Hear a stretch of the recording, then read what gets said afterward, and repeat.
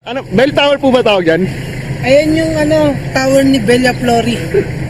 Ah, yun po pala yun. Hindi, ni Bell nung nasa Twilight, pre. Diyan siya nakatira, diyan siya manganganak, pre. Bell tower. So, ito pala po pala sa sa kay Bella.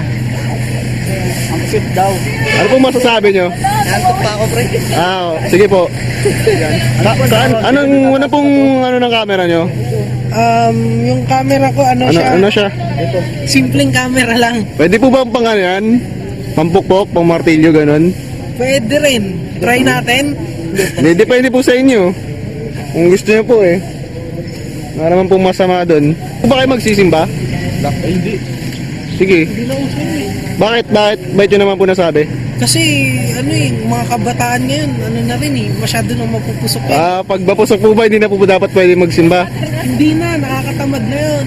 Ganun po ba? Pre, lipot na. Sige po, punta pa tayo doon. Diyan naglalaro dati si Apolinario Mabini. Diyan si yung sa Twilight niya.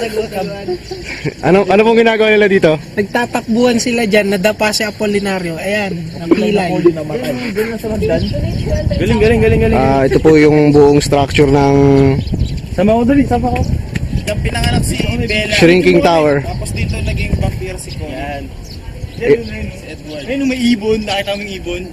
Ang taas kaya. Gago sa baba mo lang, tingin ka na may ibon eh.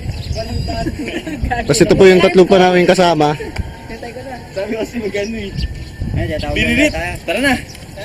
Uwi. Ayos na po ba tayo? Hindi, kakain tayo. Punta tayo sa next destination. Tayo sa Vigan. Next destination. Vigan, pare! Vigan! Ay, layo.